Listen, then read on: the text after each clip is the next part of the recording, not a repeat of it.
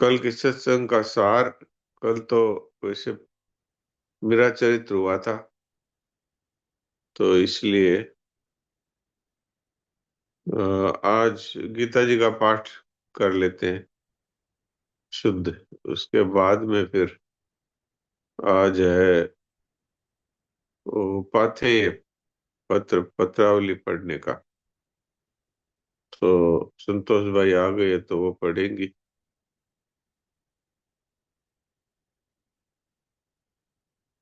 गीता जी का आज 17वां श्लोक होगा शायद। जी सर 17 है। हाँ, 17वां श्लोक है।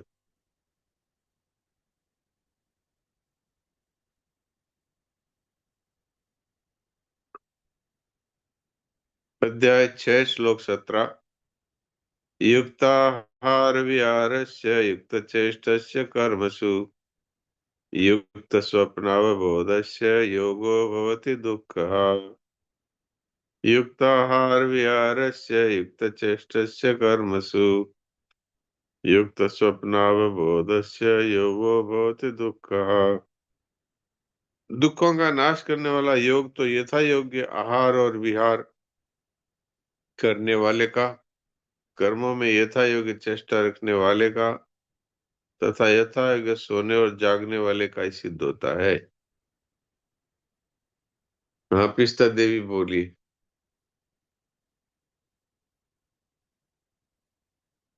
नारायण नारायण जी, नारायण नारायण जी महाराज जी। नारायण नारायण। श्लोक नंबर 17। युक्ताहार विहारस्य युक्त चेष्टस्य कर्मसु युक्त स्वप्नावबोधस्य योगो भवति दुःखः। अच्छा है। प्रीति। नारायण नारायण प्रणाम जी सर। नारायण नारायण। युक्ताहार विहारस्य युक्तचेष्टस्य कर्मसु युक्तस्वप्नावबोधस्य योगो भवति दुःखः। बहुत अच्छा।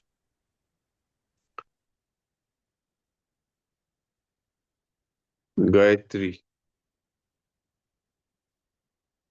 नारायण नारायण नारायण नारायण।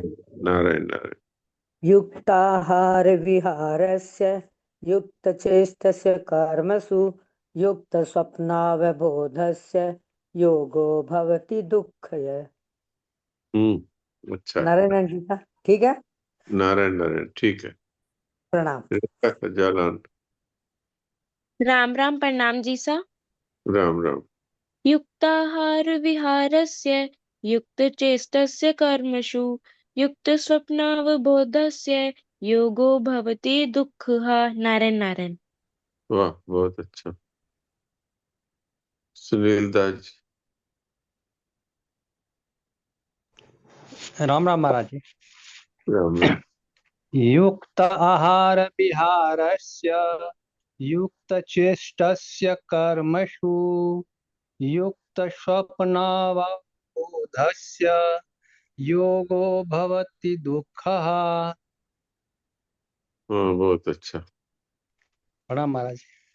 प्रणाम। सुलोचना देवी।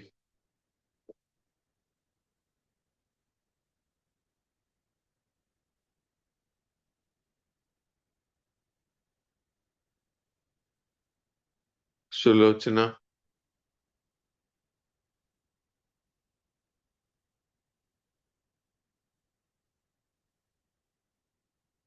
ठीक है, कोई प्रॉब्लम है ऐसा लग रहा है। खुल गया महाराज जी। राम राम। राम राम बोलिए।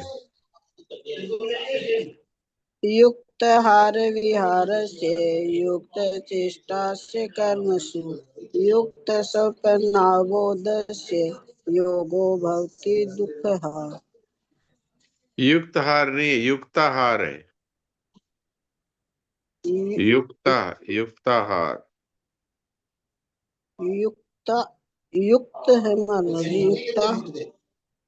युक्त युक्ताहार विहार से हाँ युक्त, हाँ शुरू में, हाँ युक्ताहार विहारस्य युक्त चेष्टस्य कर्मसु युक्त स्वप्नावबोधस्य योगो भवति दुःखः। ठीक। अच्छा,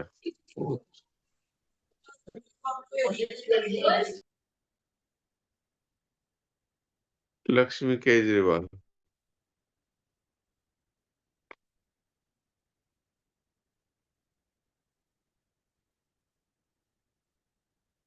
नारायण नारायण जैसा। नारायण नारायण। युक्ताहार विहारस्य युक्त चेष्टस्य कर्मसु युक्त स्वप्नावबोधस्य योगो भवति दुःखः। नारायण ठीक। नारायण। नारायण। ज्योति। राम प्रणाम जी सा। प्रणाम। युक्ताहार विहारस्य युक्तचेष्टस्य कर्मसु युक्तस्वप्न युक्तस्वप्नावबोधस्य योगो भवति दुःखः। ठीक है। अच्छा,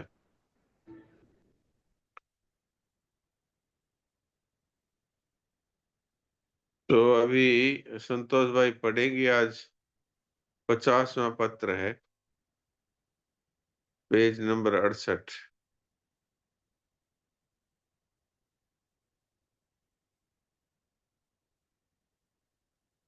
हाँ, प्रणाम जी सा।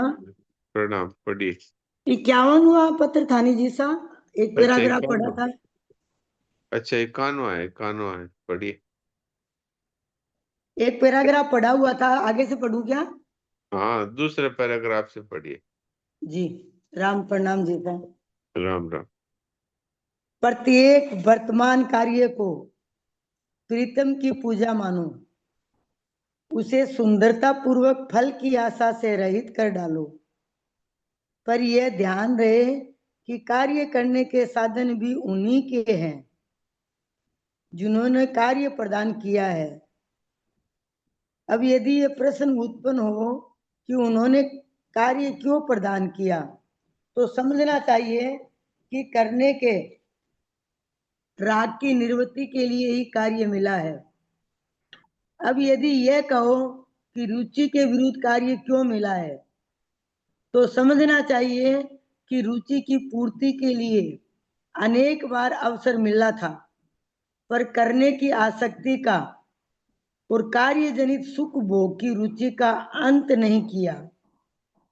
इस कारण रुचि की प्रतिकूल परिस्थिति मिली है, पर उसमें सत्ता अपने प्यारे की ही है। प्यारे की ओर से मिली हुई प्रत्येक वस्तु प्रेमियों को प्रिय होता है, प्रेमियों को प्रिय होती है। उसमें अनुकूलता और प्रतिकूलता का कोई भेद नहीं होता। अनुकूलता और प्रतिकूलता का भेद तो सुख भोग की रुचि में विद्यमान है और कहीं नहीं। जो जो प्रीति सबल तथा स्थायी होती जाती है, त्यों त्यों सुख भोग की रुचि गलकर प्रीति से स्वतः अभेद होती जाती है। ठीक है, तो ये पत्र है, ये स्वामी शरणानंद जी महाराज ने देव की माता जी के लिए लिखा है। तो ये पहले जो कुछ पंक्तियां हैं वो एकदम प्योर कर्मयोग की बात है। प्रत्येक वर्तमान कार्य को प्रीतम की पूजा मानो। तो गीता जी में आया है, स्वकर्मणा तमभ्यर्च्य सिद्धिम विन्दति मानव। अपने कर्मों के द्वारा वो परमात्मा की पूजा करने वाला है, वो परमात्मा को प्राप्त हो जाता है। यहाँ शरणानंद जी महाराज यही कहते हैं कि वर्तमान कार्य है, इसको हम अपना काम समझ करके करते हैं तो बंधन में पड़ते हैं, लेकिन इसको भगवान का कार्य समझ करके करे तो ये भगवान की पूजा हो जाती है और जन्म मरण से छुटकारा दिला देती है। तो इसलिए इसको भगवान का कार्य समझ करके और बहुत ही विधि पूर्वक और अच्छी तरह से करो और किसी फल की आशा मत करो, क्योंकि भगवान का काम है, भगवान की प्रसन्नता के लिए करना है और सबके हित की दृष्टि से करना है। क्योंकि ये जो भी कार्य करने के साधन है, चाहे वो शरीर इंद्रिया मन बुद्धि हो और चाहे वो संसार के रुपया पैसा इत्यादि कोई पदार्थ हो, ये सारे के सारे साधन भगवान के दिए हुए हैं। अब ये अगर प्रश्न आ जाए कि भगवान ने ये कार्य हमें क्यों करने के लिए दिया है, तो ये इसलिए दिया है कि हमें कार्य करने का वेग है, कार्य करने का राग है, उसकी निवृत्ति के लिए ये कार्य मिला है। कोई भी आदमी को कह दिया जाए कि तुम कुछ मत करो, तो वो थोड़ी देर बाद कहता है कि बिना कुछ किए अच्छा नहीं लगता। अर्थात करने की रुचि है, करने का राग है, तो करने के राग की निवृत्ति के लिए हमें कार्य मिला है। अब यदि ये कह दिया जाए कि हमारा तो जो कार्य में रुचि है वो तो नहीं मिला, ये तो हमारी रुचि के विरुद्ध कार्य मिल गया है, तो ये क्यों मिला है कि हमने पहले अनेक ऐसे कार्य किए हैं जो हमारी रुचि के अनुसार थे, लेकिन उसमें हमने सुख भोग की रुचि पूर्ति की और उसको अपने लिए किया, दूसरों के हित के लिए नहीं किया, अपने सुख भोग के लिए किया। इस कारण अब हमारी रुचि के प्रतिकूल परिस्थिति मिली है, ताकि हम अपना जो सुख भोग है वो न करके और दूसरों के हित की दृष्टि से कार्य करें। और जितने कार्य दिए हैं सब भगवान के दिए हुए हैं, इसलिए भगवान की ओर से हमें जो कुछ भी कार्य दिया जाता है वो हमारे मंगल के लिए होता है, क्योंकि भगवान हमारे प्यारे हैं और हम भगवान से प्यार करते हैं। प्यारा है वो प्यारे के लिए कोई भी कार्य देगा, उसमें उसको आनंद ही आएगा, उसमें अनुकूलता प्रतिकूलता नहीं देखी जाती है। अनुकूलता और प्रतिकूलता का भेद तो तब होवे कि जब हमें सुख भोग करना हो। सुख भोग तो करना नहीं है, हमें तो सबके हित की दृष्टि से और भगवान की प्रसन्नता के लिए कार्य करना है। तो इस तरह से जब हम भगवान के मंगलमय विधान से उन्हीं के भेजे हुए कार्य को उन्हीं की प्रसन्नता के लिए करेंगे तो उनमें प्रेम हमारा बढ़ता चला जाएगा। और जैसे जैसे भगवान से प्रेम बढ़ेगा, वैसे वैसे ही सुख भोग की जो हमारी खुद की रुचि थी वो समाप्त होकर के भगवान से प्रेम हो जाएगा। ये इसका मूल अर्थ मालूम होता है। आगे पढ़िए।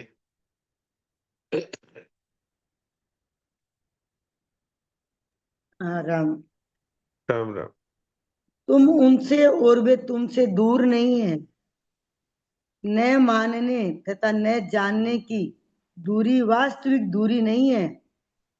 जब तुम किसी और को सताई स्वीकार और की सताई स्वीकार न करोगी, तब तुम्हें सर्वत्र सर्वदा अपने प्रीतम का ही दर्शन होगा।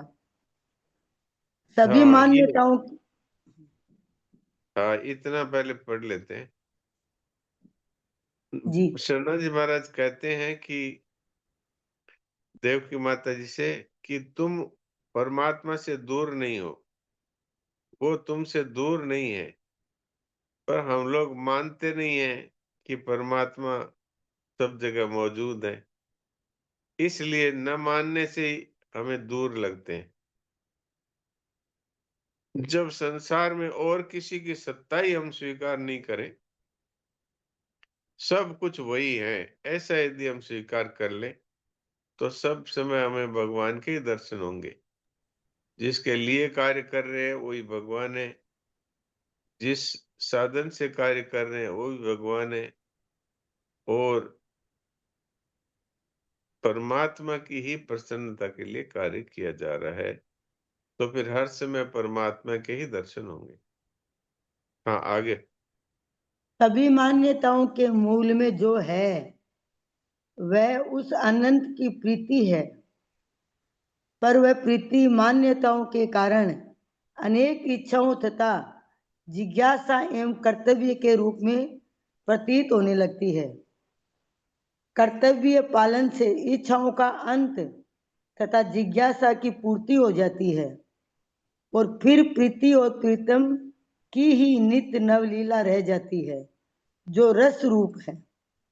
जीवो जागो सदा आनंद में रहो, पुनः तुमको बहुत बहुत प्यार। ओम आनंद आनंद आनंद। राम। वास्तव में हमारे मन में ये बात है कि हम अपना काम कर रहे हैं, घर का काम कर रहे हैं, लेकिन वास्तव में सच्ची बात यह है कि भगवान ही सब कार्यों में और सब व्यक्तियों में मौजूद हैं।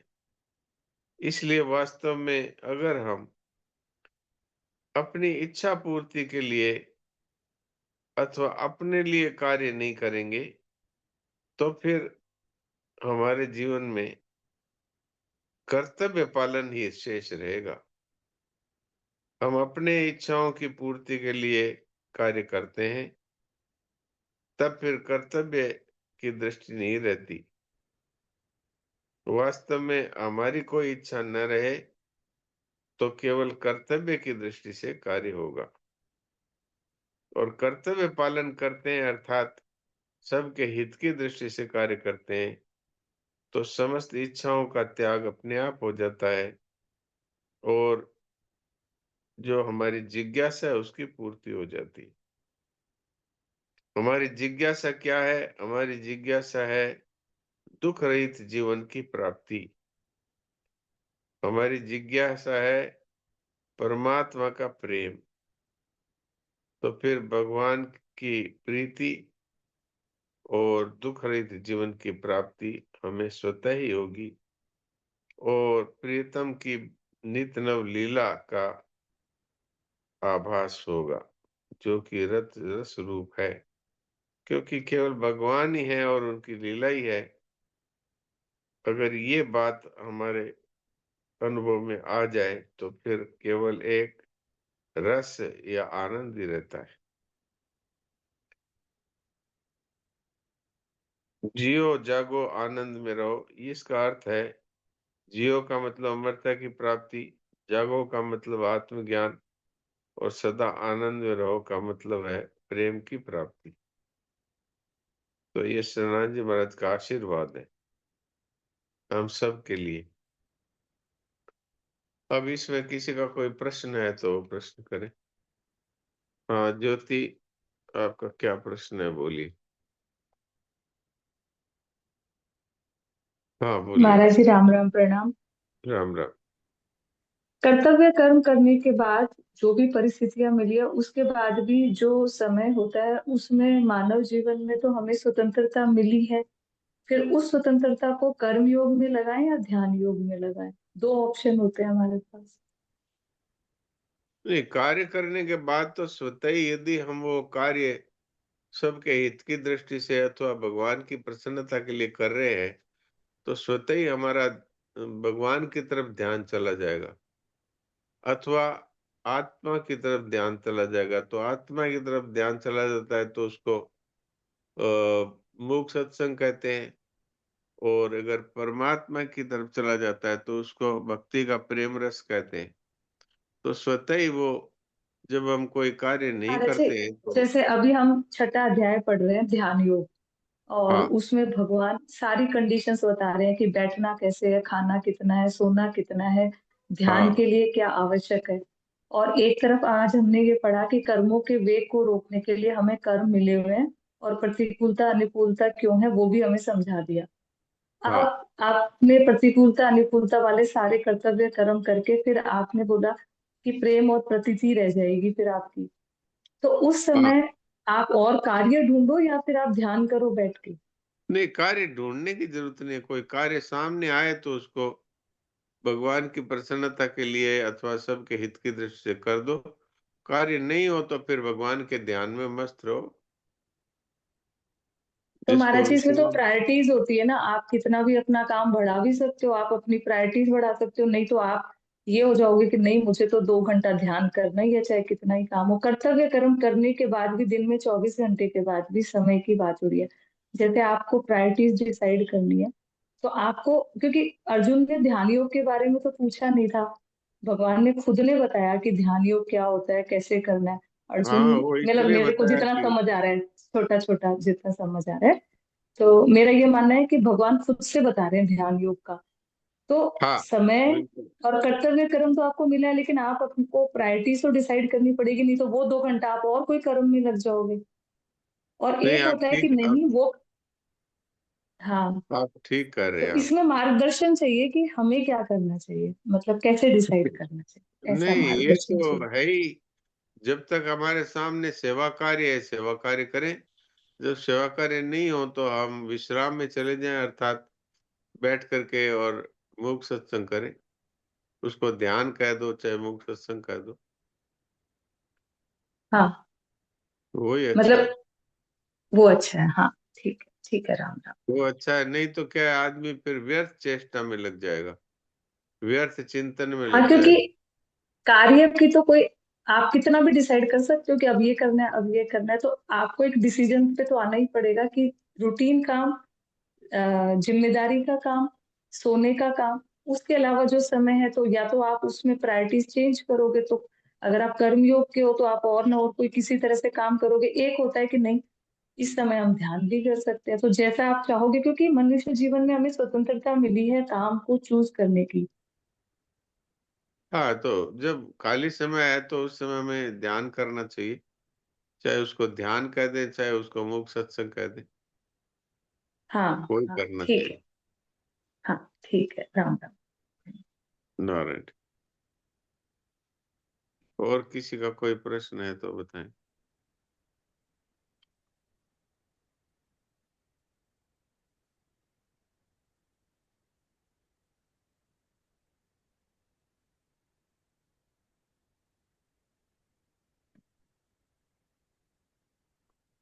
देखिए, जब हम अपने स्वार्थ के लिए कार्य करेंगे तब वो कर्मयोग नहीं होगा। जब हम अपने सुख भोग के लिए कार्य करेंगे तो वो कर्मयोग नहीं होगा। कर्मयोग तभी होगा जब हम दूसरों के हित के लिए कार्य करेंगे। तो दूसरों के लिए हित के लिए यदि हम कार्य करते हैं तो बदले में कुछ चाहते नहीं, निस्वार्थ भाव से करते हैं, तो निस्वार्थ भाव से जब कार्य करेंगे तो स्वतः ही हमें अचिंत्य अवस्था स्वतः ही मिलेगी। क्योंकि जब हम किसी स्वार्थ के लिए कार्य करते हैं तो हम उसके कार्य के अंत में उसके फल में फंस जाते हैं। जैसे कोई व्यापारी धन के लिए व्यापार कर रहा है, तो जैसे ही वो दुकान बंद करता है तो नोट गिनने लगता है।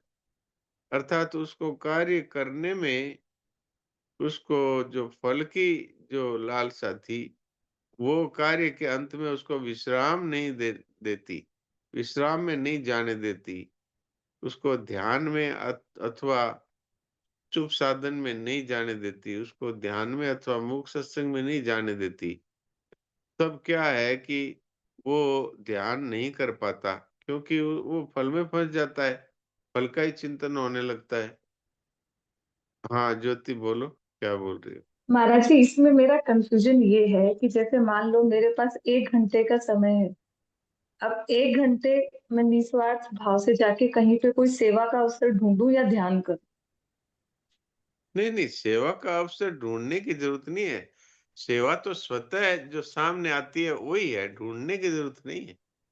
जैसे है, मान लीजिए कि मैं किसी हॉस्पिटल में बैठा हूँ और वहां पर मैं आउटडोर में बैठा हूँ, तो मेरे पास पेशेंट आ रहे हैं तो मैं हित की दृष्टि से सबकी सेवा कर रहा हूँ, और पेशेंट नहीं आते हैं तो मैं अपना चुपचाप आंख बंद करके और चुप साधन कर रहा हूँ, मूक सत्संग कर रहा हूँ। तो ये जरूरी नहीं है कि हम सब कुछ छोड़ छाड़ के एकांत में बैठेंगे तभी ध्यान होगा। ये जो ध्यान है, जिसको विश्राम कहते हैं, ये यदि आप निस्वार्थ भाव से कार्य करेंगे तो स्वतः ही आपकी अचिंत्य अवस्था आ जाएगी। लेकिन अगर स्वार्थ भाव से करेंगे तो स्वार्थ के चिंतन में फंस जाएंगे कि इसमें हमको ये मिला नहीं, ये मिलना चाहिए था, इतना मिला, इतना कम मिला।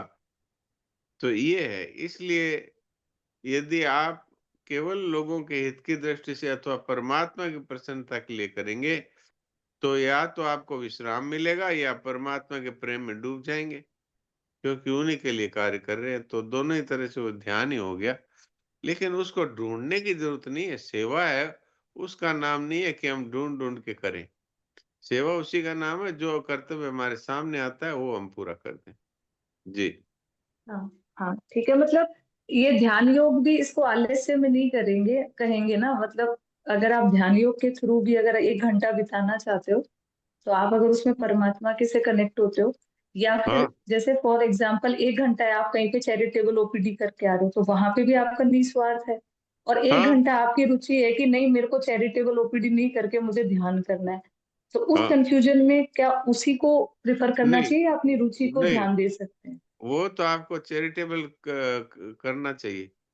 वो तो आपको अच्छा चैरिटेबल एक्टिविटी में जाना ही चाहिए, क्योंकि वो परमात्मा की सेवा है, वो जनता की सेवा है, वो जनार्दन की सेवा है। वो तो करना चाहिए। अच्छा ठीक है जी, ठीक है ठीक है। राम राम राम। क्योंकि हमारे करने का वेग रहता है ना, तो करने का वेग भी इससे मिटेगा और भगवान की प्रसन्नता भी मिलेगी और लोगों की सेवा भी हो जाएगी। पर तो महाराज इससे जी हम, रुचि तो स्वाध्याय और ध्यान में ज्यादा है। हाँ, रुचि स्वाध्याय में स्वाध्याय रुचि और ज्यादा है। ध्यान में ज्यादा है। और यदि वहां पर चैरिटी में जाने की आवश्यकता नहीं है तो मत जाएं, ध्यान करें। अच्छा मतलब ऐसा हम कर सकते हैं। हाँ, ठीक है ऐसा कर ठीक है। आप सकते हैं, कंफ्यूजन दूर हो गया। हाँ क्योंकि आप कंफ्यूजन दूर शास्त्रों हो में आया है, शास्त्रों में ये वचन आते हैं कि अ, सो काम छोड़ करके भोजन करो,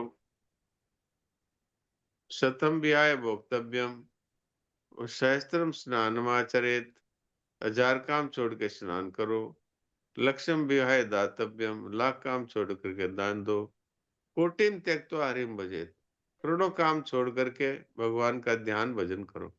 तो यदि भजन में और ध्यान में ज्यादा रुचि है तो कोई जरूरी नहीं है कि आप जाके कोई चैरिटेबल इंस्टीट्यूशन में काम करें, ये आवश्यक नहीं है। हाँ, अगर आपके कार्य में रुचि है और वहां करने से लोगों को विशेष लाभ लग रहा है, वो तो आप वहां करिए। अगर आपकी रुचि ज्यादा ध्यान में है, भजन में है, तो करोड़ों काम छोड़ करके भजन ध्यान करना चाहिए। पर ठीक है। ऐसा अब नहीं हो, कंफ्यूजन क्लियर हो गया। हाँ, पर ऐसा नहीं हो कि हम अपने गृहस्थ के धर्म से विचलित हो जाएं कि वो पति है भोजन के लिए बैठे हैं और हम ध्यान में बैठे हैं, बच्चे हैं वो किसी कार्य के लिए चाहते हैं हमारी प्रेजेंस और हम ध्यान में बैठे हैं। ऐसा नहीं हो तो नहीं हाँ अच्छा। नहीं ऐसा नहीं करना। हाँ ठीक है राम। नारायण नारायण। हाँ, नारायण नारायण।